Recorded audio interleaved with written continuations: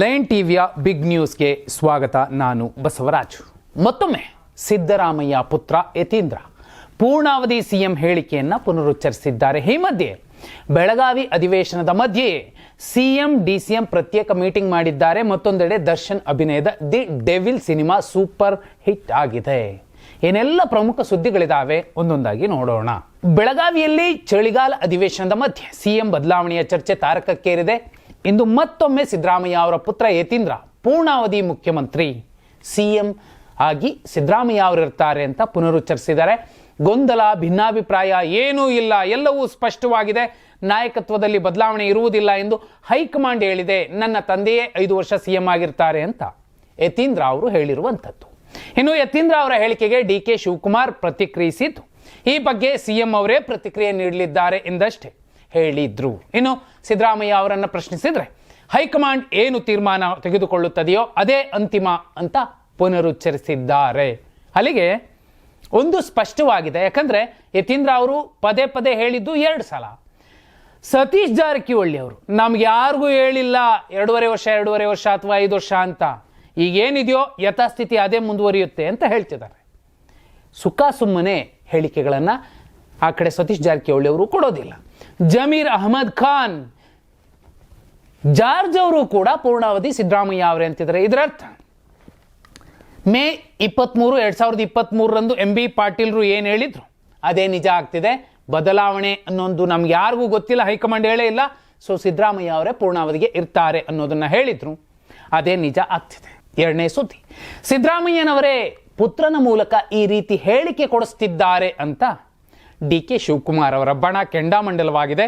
ಇದು ತೀವ್ರ ಸ್ವರೂಪಕ್ಕೆ ಹೋಗುತ್ತಿದ್ದಂತೆಯೇ ಪುತ್ರನ ಜೊತೆ ಸಿದ್ದರಾಮಯ್ಯ ರಹಸ್ಯ ಚರ್ಚೆ ನಡೆಸಿದ್ದಾರೆ.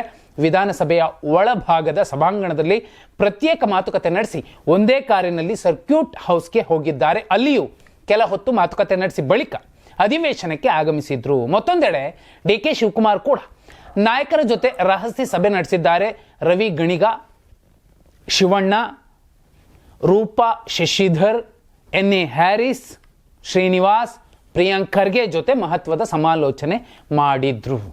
ಯಾರೇನು ಮಾಡಿದ್ರು ಕೂಡ ಸಿದ್ದರಾಮಯ್ಯ ಅವರು ತಮ್ಮ ಪುತ್ರನಿಗೆ ಒಂದು ಲೆಕ್ಕದಲ್ಲಿ ಬುದ್ಧಿ ಹೇಳಿರ್ತಾರೆ. ಹಿಂಗೆಲ್ಲ ಮಾತಾಡಬಾರ್ದು, ಹೈಕಮಾಂಡ್ ಏನು ಹೇಳುತ್ತೋ ಅದನ್ನು ನೋಡಬೇಕು, ಅಥವಾ ಯಾವ ರೀತಿಯ ದಾಳಗಳನ್ನು ಯಾರ್ಯಾರು ಹೇಗೆ ಉರುಳಿಸ್ತಿದ್ದಾರೆ ಅನ್ನೋದು ಕೂಡ ಇಲ್ಲಿ ಗೊತ್ತಾಗೋದಿಲ್ಲ. ಅಂದಾಜು ಮಾಡೋದು ಕೂಡ ಕಷ್ಟ ಆಗಬಹುದು. ಆ ಲೆಕ್ಕಕ್ಕೆ ನೋಡಿದ್ರೆ DK ಬಣದ ಒಂದು ನಿರೀಕ್ಷೆ ಅಥವಾ ಅವರ ಊಹೆ ಸುಳ್ಳಾಗಿರ್ಲಿಕ್ಕಿಲ್ಲ. ಹಾಗಂತ ಯತೀಂದ್ರ ಅವರು ಹೇಳಿದ್ದು ಕೂಡ ಒಂದು ದಾಳ ಅಂತಲೂ ಕೂಡ ಕನ್ಸಿಡರ್ ಮಾಡೋದಕ್ಕಾಗುತ್ತೆ. 3ನೇ ಸುದ್ದಿ, ಪವರ್ ಶೇರಿಂಗ್ ವಿಚಾರವಾಗಿ ಸಿದ್ದು ಆಪ್ತ ಸಚಿವ ಜಮೀರ್ ಅಹಮದ್ ಖಾನ್ ಖಡಕ್ ಸವಾಲು ಹಾಕಿದ್ದಾರೆ. ಸಿದ್ದರಾಮಯ್ಯ ಬದಲಾವಣೆ ಯಾರಿಂದಲೂ ಸಾಧ್ಯವಿಲ್ಲ. 2028ರವರೆಗೂ ಸಿದ್ದರಾಮಯ್ಯನವರೇ ಸಿಎಂ ಆಗಿರಬೇಕು, ಇದು ನನ್ನ ವೈಯಕ್ತಿಕ ಹೇಳಿಕೆ ಎಂದಿದ್ದಾರೆ. ಸಿದ್ದರಾಮಯ್ಯ ಅವರನ್ನು ಬದಲಿಸಲು ಯಾರಿಗೆ ಗಟ್ಸ್ ಇದೆ, ಆ ಗಟ್ಸ್ ಇರುವುದು ಪಕ್ಷದ ಹೈಕಮಾಂಡ್ಗೆ ಮಾತ್ರ ಎಂದು ನಾಯಕತ್ವ ಬದಲಾವಣೆ ಬಯಸುವವರಿಗೆ ಟಾಂಗ್ ಕೊಟ್ಟಿದ್ದಾರೆ. ಇದು ಉರಿಯುವ ಬೆಂಕಿಗೆ ಮತ್ತಷ್ಟು ತುಪ್ಪ ಸುರಿದಂತಾಗಿದೆ. ನೋಡಿ, ತುಂಬ ಸೂಕ್ಷ್ಮವಾಗಿ ನೋಡಿ. ಅಲ್ಪಸಂಖ್ಯಾತ ಹಿಂದುಳಿದ ದಲಿತ ಸಮಾಜದ ನಾಯಕರು ಇವತ್ತು ಧ್ವನಿ ಎತ್ತುತ್ತಿದ್ದಾರೆ ಅಂದರೆ ಇದು ಅಹಿಂದ ಸರ್ಕಾರ, ಅಹಿಂದ ನಾಯಕನನ್ನು ಇಳಿಸಿದ್ರೆ ಆ ಅಹಿಂದ ವರ್ಗ ಸಿಡಿದೇಳುತ್ತೆ, ಬಂಡೇಳುತ್ತೆ, ಬಂಡೆ ಕೂಡ ಪೀಸ್ ಆಗುತ್ತೆ ಅನ್ನೋ ರೀತಿಯ ಮೆಸೇಜ್ ಕೊಡ್ತಿದ್ದಾರೆ. ಅಲ್ಲಿಗೆ ಹೈಕಮಾಂಡ್ ಕೂಡ ಬಂಡೆ ಗಿಂಡೆ ಬೇಡಪ್ಪ, ಅಹಿಂದ ಸಾಕಪ್ಪ ಅನ್ನೋ ಮೆಸೇಜ್ ಕೊಡುತ್ತೆ. 4ನೇ ಸುದ್ದಿ, ಬಹಿರಂಗವಾಗಿ ಮಾತಾಡಬೇಡಿ ಅಂತ ರಾಜ್ಯ ಕಾಂಗ್ರೆಸ್ಸಿಗರಿಗೆ ಹೈಕಮಾಂಡ್ ವಾರ್ನ್ ಮಾಡಿತ್ತು. ಈಗಾಗಲೇ ಕೆಲ ನಾಯಕರಿಗೆ ನೋಟಿಸ್ ಕೊಡಲಾಗಿದೆ. ಆದರೆ ಯತೀಂದ್ರ ವಿಚಾರದಲ್ಲಿ ಮೌನವಾಗಿರೋದು DK ಬಣದ ಕಣ್ಣು ಕೆಂಪಾಗುವಂತೆ ಮಾಡಿದೆ.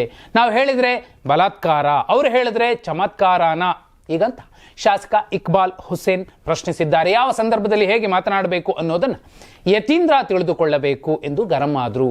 ಯತೀಂದ್ರ ವಿಚಾರಕ್ಕೆ ಶಾಸಕ ಯತ್ನಾಳ್ ಕೂಡ ಹಾಸ್ಯಮಯವಾಗಿ ಕುಟುಕಿದ್ದಾರೆ. ಡಿನ್ನರ್ ಇನ್ನರ್ ಎರಡೂ ಕೆಟ್ಟವರು, ಸುಮ್ಮನೆ ನಾಟಕ ಮಾಡ್ತಿದ್ದಾರೆ. ಯತೀಂದ್ರ 5 ವರ್ಷ ನಮ್ಮ ಅಪ್ಪನೇ ಇರ್ತಾರೆಂದು ಹೇಳಿದ್ದಾರೆ. ಈ ಹಿಂದೆ ವಿಜಯೇಂದ್ರ ಕೂಡ ಹೀಗೆ ಹೇಳ್ತಿದ್ರು. ಈ ಪೂಜ್ಯ ತಂದೆಗಳ ಮಕ್ಕಳು ಹೀಗೆ ಆಗಿದ್ದಾರೆ ಎಂದು ವ್ಯಂಗ್ಯವಾಡಿದ್ದಾರೆ. 5ನೇ ಸುದ್ದಿ, ಯತೀಂದ್ರ ಹೇಳಿಕೆ ಕಿಚ್ಚು ಹೊತ್ತಿಸಿರುವ ಹೊತ್ತಲ್ಲೇ ಬಿಗ್ ಅಪ್ಡೇಟ್ ಒಂದು ಸಿಕ್ಕಿದೆ. ಕರ್ನಾಟಕ ಕುರ್ಚಿ ಸಂಘರ್ಷಕ್ಕೆ ಡಿಸೆಂಬರ್ 19 ಕ್ಲೈಮ್ಯಾಕ್ಸ್ ಎನ್ನಲಾಗ್ತಿದೆ. ಸೋನಿಯಾ ಗಾಂಧಿ ನೇತೃತ್ವದಲ್ಲಿ ಹೈ ವೋಲ್ಟೇಜ್ ಮೀಟಿಂಗ್ ನಡೆಯೋದಿದೆ. ಅದಕ್ಕೆ ಡೇಟ್ ಕೂಡ ನಿಗದಿಯಾಗಿದೆ. ಸಿದ್ದರಾಮಯ್ಯ ಮತ್ತು DK ಶಿವಕುಮಾರ್ ಅವರಿಗೆ ಬುಲಾವ್ ಕೊಡಲಾಗಿದೆಯಂತೆ.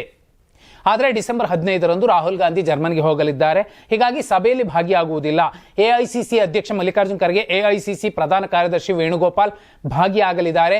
ಉಭಯ ನಾಯಕರನ್ನ ಮುಖಾಮುಖಿ ಕೂರಿಸಿಕೊಂಡು ವರಿಷ್ಠರು ಅಂತಿಮ ನಿರ್ಧಾರ ಕೈಗೊಳ್ಳಬಹುದು ಎನ್ನಲಾಗ್ತಿದೆ. ಆದರೆ ರಾಹುಲ್ ಗಾಂಧಿ ಇಲ್ಲ ಅಂದರೆ ಆ ಮೀಟಿಂಗ್ ಯಶಸ್ಸು ಕಾಣೋದಿಲ್ಲ. ಈ ಹಿಂದೆ ಕೂಡ ಸರ್ಕಾರ ರಚನೆಗೂ ಮುಂಚೆ ಇಂತಹ ಸಾಕಷ್ಟು ಚರ್ಚೆಗಳು ನಡೆದಾಗ ರಾಹುಲ್ ಗಾಂಧಿ ಇದ್ದಾಗ ಮಾತ್ರ ಆ ಮೀಟಿಂಗ್ ಒಂದು ಕ್ಲಾರಿಟಿ ಪಡ್ಕೊಂಡಿತ್ತು, ಉಭಯ ನಾಯಕರು ಒಪ್ಕೊಂಡಿದ್ರು. ಈಗಲೂ ಕೂಡ ಅದೇ ಮುಂದುವರಿಬಹುದು. ಸೊ ಡಿಸೆಂಬರ್ಗೂ ಕೂಡ 19ಕ್ಕೂ ಕೂಡ ದೊಡ್ಡದೇನೋ ಕ್ಲೈಮ್ಯಾಕ್ಸ್ ರಿಸಲ್ಟ್ ಬಂದ್ಬಿಡುತ್ತೆ ಅಂತ ನಿರೀಕ್ಷೆ ಮಾಡೋದು ತಪ್ಪಾಗುತ್ತೆ. 6ನೇ ಸುದ್ದಿ. ಕ್ಲೈಮ್ಯಾಕ್ಸ್ ಸುದ್ದಿಗೆ ಪುಷ್ಟಿ ಕೊಡುವಂತೆ ಡಿಕೆ ಆಪ್ತ ಕುಣಿಗಲ್ ರಂಗನಾಥ್ ಸ್ಫೋಟಕ ಭವಿಷ್ಯವನ್ನು ನುಡಿದಿದ್ದಾರೆ. ಸಿಎಂ ಬದಲಾವಣೆ ಬಗೆಗಿನ ಹೇಳಿಕೆಗಳಿಗೆ ಗಮನ ಕೊಡಬಾರದು, ವರಿಷ್ಠರು ಹೇಳಿದಂತೆ ನಡೆಯಬೇಕು, ಅದು ಯತೀಂದ್ರ ಅವರ ವೈಯಕ್ತಿಕ ಅಭಿಪ್ರಾಯ ಎನ್ನುತ್ತಲೇ ಎಲ್ಲವೂ ಒಳ್ಳೆಯದಾಗಲಿದೆ ಎಂದು ಬಾಂಬ್ ಹಾಕಿದ್ದಾರೆ. ಕಾಂಗ್ರೆಸ್ ಹೈಕಮಾಂಡ್ ಸಮರ್ಥವಾಗಿದೆ, ಅತಿ ಶೀಘ್ರದಲ್ಲೇ ಸೂಕ್ತ ನಿರ್ಧಾರವನ್ನು ತೆಗೆದುಕೊಳ್ಳುತ್ತಾರೆ ಎಂದು ಅಚ್ಚರಿಯ ಹೇಳಿಕೆ ನೀಡಿದ್ದಾರೆ. ಈ ಮೂಲಕ ಪರೋಕ್ಷವಾಗಿ ಡಿಕೆ ಶಿವಕುಮಾರ್ ಅವರಿಗೆ ಒಳ್ಳೆಯದಾಗಬಹುದು ಎಂದು ರಾಜಕೀಯವಾಗಿ ಎಲ್ಲರೂ ಕೂಡ ವಿಶ್ಲೇಷಿಸ್ತಿದ್ದಾರೆ. ಆದರೆ ರಂಗನಾಥ್ ಅವರು ಈ ಸರ್ಕಾರ ಬಂದಾಗಿಂದಲೂ ಕೂಡ ಹೇಳಿಕೆಗಳನ್ನು ಕೊಡ್ತಾನೇ ಇದ್ದಾರೆ ಅವರ ಸಂಬಂಧಿಕರನ್ನು ಮೆಚ್ಚಿಸೋದಕ್ಕೆ. ಆದರೆ ಅದು ಕೇವಲ ಕಿವಿಗೆ ಮಾತ್ರ ಇಂಪಾಗಿದೆ, ಇದುವರೆಗೂ ಅದು ಕಾರ್ಯರೂಪಕ್ಕೆ ಬಂದಿಲ್ಲ. ಬರುವ ಸಾಧ್ಯತೆ ಅಷ್ಟು ಸುಲಭವಾಗಲ್ಲ. ಸಂಬಂಧಿಕರೇ ಟಿಕೆಟ್ ತಗೊಂಡು ಗೆಲ್ಲಿಸಿಕೊಳ್ಳುವ, ಗೆದ್ದು ಬಂದು ಜೈ ಜೈ ಅಂತ ಜೈಕಾರ ಹಾಕುವಂತಹ ಸುಲಭದ ಲೆಕ್ಕ ಇದಲ್ಲ ಮುಖ್ಯಮಂತ್ರಿಯ ಪಟ್ಟ ಪಡೆಯುವಂಥದ್ದು. ಅದು ಅಹಿಂದ ನಾಯಕನನ್ನು ಧಿಕ್ಕರಿಸಿ ಅವರನ್ನು ಇಳಿಸಿ ಅವರ ಸರ್ಕಾರವನ್ನು ಅವರಿಗೆ ಅಪಮಾನ ಮಾಡಿ ಅಲ್ಲಿಗೆ ಬಂದು ಕೂರೋದು ಸುಲಭದ ಮಾತಲ್ಲ. 7ನೇ ಸುದ್ದಿ. ಈ ಮಧ್ಯೆ ಸಿಎಂ ಸಿದ್ದರಾಮಯ್ಯ ಅವರ ವಿಮಾನ ಮತ್ತು ಹೆಲಿಕಾಪ್ಟರ್ ಪ್ರಯಾಣದ ವೆಚ್ಚ ಮುನ್ನೆಲೆಗೆ ಬಂದಿದೆ. 2023ರಿಂದ 25ರ ನವೆಂಬರ್ವರೆಗೆ ಸರ್ಕಾರದ ಬೊಕ್ಕಸದಿಂದ 47 ಕೋಟಿ ರೂಪಾಯಿ 38 ಲಕ್ಷ ರೂಪಾಯಿ ವೆಚ್ಚವಾಗಿದೆಯಂತೆ. ಬಿಜೆಪಿ ವಿಧಾನ ಪರಿಷತ್ ಸದಸ್ಯ ರವಿಕುಮಾರ್ ಅವರು ಚುಕ್ಕೆ ರಹಿತ ಪ್ರಶ್ನೆಗೆ ಸರ್ಕಾರದಿಂದ ಉತ್ತರ ಬಂದಿದೆ. ಅಚ್ಚರಿ ಅಂದರೆ ಬೆಂಗಳೂರಿನಿಂದ ಕೇವಲ 1.5 ಗಂಟೆ ಪ್ರಯಾಣದಂತಹ ಮೈಸೂರಿಗೂ ಸಿಎಂ ಹೆಲಿಕಾಪ್ಟರ್ನಲ್ಲಿ ಪ್ರಯಾಣಿಸಿದ್ದಾರೆ. ಈ ಹಿಂದೆ ಕಾವೇರಿ ನಿವಾಸ ನವೀಕರಣದಿಂದ ಸುದ್ದಿಯಾಗಿದ್ದ ಸಿಎಂ ಇದೀಗ ಕ್ಯಾಪ್ಚರ್ ವೆಚ್ಚದ ವಿಚಾರವಾಗಿಯೂ ಕೂಡ ಸುದ್ದಿಯಾಗಿದ್ದಾರೆ. ಈ ಸುದ್ದಿ ಯಾಕಂದರೆ ಅವರು ತುಂಬ ರಿಸರ್ಚ್ ಮಾಡಿ ಅವರನ್ನು, ಯಾಕಂದರೆ ಈ ಹೆಲಿಕಾಪ್ಟರ್ ಬಳಕೆಯ ಬಗ್ಗೆ ಮಾಧ್ಯಮಗಳಲ್ಲೂ ಕೂಡ ಪದೇ ಪದೇ ಸುದ್ದಿ ಆಗ್ತಿತ್ತು, ಚರ್ಚೆ ಆಗ್ತಿತ್ತು. ಪತ್ರಕರ್ತರು, ಅದರಲ್ಲೂ ಮುಖ್ಯವಾಗಿ ಈ ಅಹಿಂದೇತರ ಪತ್ರಕರ್ತರು, ಸಿದ್ದರಾಮಯ್ಯ ಹೀಗೆ ಓಡಾಡ್ತಾನೆ, ಹೀಗೆ ಏಕವಚನದಲ್ಲೇ ಓಡಾಡ್ತಾನೆ ಅಂತ ಅವ್ರ ಫೇಸ್ಬುಕ್ಗಳಲ್ಲೂ ಕೂಡ ಬರ್ಕೊಂಡಿದ್ರು. BJPಯ ಈಗ ರವಿಕುಮಾರ್ ಅವರ ಮೂಲಕ ಅದೇ ಪ್ರಶ್ನೆಯನ್ನು ಎತ್ತಿಸಿ ಈ ವಿಚಾರ ಮತ್ತಷ್ಟು ಮುನ್ನೆಲೆಗೆ ಬರುವಂತೆ ಮಾಡಿದ್ದಾರೆ. ಈ ರಾಜ್ಯದಲ್ಲಿ, ಈ ದೇಶದಲ್ಲಿ ಯಾರೆಲ್ಲ ಮುಖ್ಯಮಂತ್ರಿಗಳಿದ್ದಾರೆ ಅವರೆಲ್ಲರಿಗೂ ಕೂಡ ಸರ್ಕಾರ ಒಂದು ಸವಲತ್ತುಗಳನ್ನು ನೀಡಿರುತ್ತದೆ. ಸಂವಿಧಾನ ಸವಲತ್ತುಗಳನ್ನು ನೀಡಿರುತ್ತದೆ, ವಿಧಾನಸಭೆ ಸವಲತ್ತುಗಳನ್ನು ನೀಡಿರುತ್ತದೆ. ಆ ಸವಲತ್ತುಗಳನ್ನು ಬಳಸ್ಕೊಳ್ಳೋದು ಬಿಡೋದು ಅವ್ರಿಗೆ ಬಿಟ್ಟಿದ್ದು. ಸಿದ್ದರಾಮಯ್ಯ ಅವರು ಬಳಸ್ಕೊತಿದ್ದಾರೆ. ಆದರೆ ವೆಚ್ಚ ಹೆಚ್ಚಾಗಿದೆ ಅನ್ನೋದು ಮುಖ್ಯ, ಅದನ್ನು ತಗ್ಗಿಸ್ಕೊಂಡ್ರೆ ಇನ್ನೂ ಉತ್ತಮ. ಈ ರೀತಿ ಸುದ್ದಿ ಆಗುವಂತಹ ಸರಕು ಅದಾಗ್ತಿರಲಿಲ್ಲ. 8ನೇ ಸುದ್ದಿ. ಕೋಲಾರದಲ್ಲಿ ಸಿದ್ದು ಡಿಕೆ ವಿರುದ್ಧ ಮಾಜಿ ಸಂಸದ ಪ್ರತಾಪ್ ಸಿಂಹ ತೀವ್ರ ವಾಗ್ದಾಳಿ ನಡೆಸಿದ್ದಾರೆ. 16 ಬಾರಿ ಬಜೆಟ್ ಮಂಡಿಸಿದ ವಿಶ್ವದ ಕುಖ್ಯಾತ ಅರ್ಥಶಾಸ್ತ್ರಜ್ಞ ಎಂದು ಸಿದ್ದು ಬಗ್ಗೆ ವ್ಯಂಗ್ಯವಾಡಿದ್ದಾರೆ.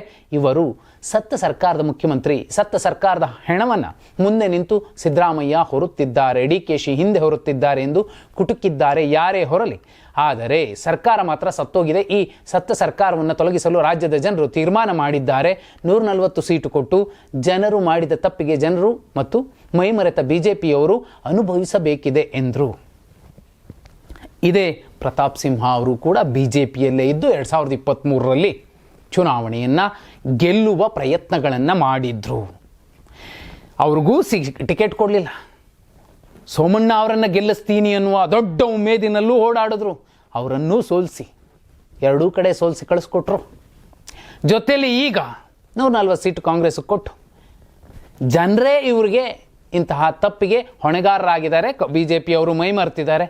ಅವತ್ತು ನೀವು ಕೂಡ ಮೈಮರ್ತ ಕಾರಣಕ್ಕೇನೆ 2 ಕ್ಷೇತ್ರಗಳಲ್ಲಿ ಸೋಮಣ್ಣ ಅವರಿಗೆ ಉಂಡೆ ನಾಮ ಹಾಕಿ ಕಳಿಸಿದ್ದು ಅಂತ ಜನ ಮಾತಾಡ್ತಿದ್ದಾರೆ. ಸತ್ತ ಸರ್ಕಾರ ಅಂತ ಒಬ್ಬ ಜನಪ್ರತಿನಿಧಿ, ಒಬ್ಬ ಪತ್ರಕರ್ತರಾಗಿದ್ದವರು, ಪ್ರಜಾಪ್ರಭುತ್ವ ವ್ಯವಸ್ಥೆಯಲ್ಲಿ ಎಷ್ಟೇ ವಿಪಕ್ಷದ ನಾಯಕರಾದರೂ ಕೂಡ ಜನ ಆರಿಸಿ ಕಳಿಸಿದ ಸರ್ಕಾರವನ್ನು ಸತ್ತ ಸರ್ಕಾರ ಅನ್ನುವಂಥದ್ದು ಎಷ್ಟರ ಮಟ್ಟಿಗಿನ ವಿಶ್ಲೇಷಣೆ. ಒಂದು. ಎರಡನೇದು, 16 ಸಲ ಬಜೆಟ್ ಮಂಡಿಸಿದ ಕುಖ್ಯಾತ ಅರ್ಥಶಾಸ್ತ್ರಜ್ಞ ಅಂತ ಹೇಳುವಂಥದ್ದು ಅಹಿಂದ ನಾಯಕನಿಗೆ, ಮೇಲ್ವರ್ಗದ ನಾಯಕ, ಅವರವರಿಗೆ ಬಿಟ್ಟಂತಹ ವಿಚಾರ. ಜನ ಎಲ್ಲರನ್ನೂ ನೋಡ್ತಾರೆ, ಎಲ್ಲವನ್ನೂ ನೋಡ್ತಾರೆ. 9ನೇ ಸುದ್ದಿ, ಕ್ರೀಡಾಪಟುಗಳನ್ನು ಪ್ರೋತ್ಸಾಹಿಸಲು ಸರ್ಕಾರದ ಎಲ್ಲ ಇಲಾಖೆಗಳಲ್ಲಿ ಮೀಸಲಾತಿ ಜಾರಿಗೊಳಿಸಲಾಗುತ್ತಿದೆ. ಈ ಬಗ್ಗೆ ವಿಧಾನ ಪರಿಷತ್ನಲ್ಲಿ ಮುಖ್ಯಮಂತ್ರಿ ಸಿದ್ದರಾಮಯ್ಯ ಘೋಷಣೆ ಮಾಡಿದ್ದಾರೆ. ಐವಾನ್ ಡಿಸೋಜ ಕೇಳಿದ ಪ್ರಶ್ನೆಗೆ ಉತ್ತರಿಸಿದ ಸಿಎಂ, ಅರಣ್ಯ ಇಲಾಖೆಯಲ್ಲಿ 3%, ಪೊಲೀಸ್ ಇಲಾಖೆಯಲ್ಲಿ 3%, ಉಳಿದ ವಿವಿಧ ಇಲಾಖೆಗಳಲ್ಲಿ 2% ಮೀಸಲು ಜಾರಿಗೊಳಿಸುವುದಾಗಿ ಹೇಳಿದರು. ಈಗಾಗಲೇ ಪೊಲೀಸ್ ಇಲಾಖೆಯಲ್ಲಿ 70 ಕಾನ್ಸ್ಟೇಬಲ್ಗಳು ಮತ್ತು 14 PSAಗಳಿಗೆ ನೇರ ನೇಮಕಾತಿ ಮಾಡಲಾಗಿದೆ ಮತ್ತು Olympics, para Olympics, Commonwealth, Asian ಗೇಮ್ಸ್ನಲ್ಲಿ ಪದಕ ಗೆದ್ದ 13 ಕ್ರೀಡಾಪಟುಗಳಿಗೆ ನೇಮಕಾತಿ ನೀಡಿದೆ ಎಂದು ಸ್ಪಷ್ಟನೆಯನ್ನು ಕೊಟ್ಟಿರುವಂಥದ್ದು. ಇದು ಕ್ರೀಡಾಪಟುಗಳಿಗೆ ಒಂದು ಸರ್ಕಾರಿ ನೌಕರಿ ಗಿಟ್ಟಿಸಿಕೊಳ್ಳಬಹುದು ಅನ್ನೋದಕ್ಕೆ ಒಂದು ಮೀಸಲಾತಿ ಕೂಡ ಹೆಲ್ಪ್ ಆಗಬಹುದು. 10ನೇ ಸುದ್ದಿ, ಚಾಲೆಂಜಿಂಗ್ ಸ್ಟಾರ್ ದರ್ಶನ್ ಜೈಲಲ್ಲಿದ್ದರೂ ಅವರ ಪ್ರೀತಿಯ ಸೆಲೆಬ್ರಿಟೀಸ್ ಅವರ ಕೈ ಬಿಟ್ಟಿಲ್ಲ. ದೇಶಾದ್ಯಂತ ದಿ ಡೆವಿಲ್ ಸಿನಿಮಾ ರಿಲೀಸ್ ಆಗಿದೆ. ಫಸ್ಟ್ ಡೇ ಫಸ್ಟ್ ಶೋಗೆ ಫ್ಯಾನ್ಸ್ ಪ್ರವಾಹವೇ ಹರಿದು ಬಂದಿತ್ತು. ದರ್ಶನ್ ಲಿಸ್ಟ್ಗೆ ಮತ್ತೊಂದು ಹಿಟ್ ಸಿನಿಮಾ ಸೇರ್ಪಡೆಗೊಂಡಿದೆ. ಡೆವಿಲ್ ಪಾತ್ರದಲ್ಲಿ ದರ್ಶನ್ರನ್ನ ಫ್ಯಾನ್ಸ್ ಒಪ್ಪಿಕೊಂಡಿದ್ದಾರೆ. ದರ್ಶನ್ ಪತ್ನಿ ವಿಜಯಲಕ್ಷ್ಮಿ ಬೆಂಗಳೂರಿನ ನರ್ತಕಿ ಥಿಯೇಟರ್ನಲ್ಲಿ ಫಸ್ಟ್ ಡೇ ಫಸ್ಟ್ ಶೋ ಚಿತ್ರ ವೀಕ್ಷಿಸಿದ್ದಾರೆ. ದಚ್ಚು ಅಭಿಮಾನಿಗಳ ಜೊತೆ ಕೂತು ಶಿಳ್ಳೆ ಹೊಡೆಯುತ್ತಾ ಚಪ್ಪಾಳೆ ತಟ್ಟಿ ಸಂಭ್ರಮಿಸಿದ್ದು ವಿಶೇಷ. ದರ್ಶನ್ ಅವರು ಜೈಲಲ್ಲಿದ್ದರೂ ಕೂಡ ಅವರ ಅಭಿಮಾನಿಗಳು ಚಿತ್ರವನ್ನು ಗೆಲ್ಲಿಸಿದ್ದಾರೆ. ದೊಡ್ಡ ದಾಖಲೆ ಬರೆಯುವಂತಹ ಒಂದು ಗೆಲುವು ದರ್ಶನ್ ರವರಿಗೆ ಸಿಗುತ್ತೆ ಅಂತ ಗಾಂಧಿನಗರ ಕೂಡ ಕಾಲೆಳೆಯುವುದರ ಮಧ್ಯೆ ಕೂಡ ಈಗ ಭವಿಷ್ಯ ನುಡಿತಿದೆ.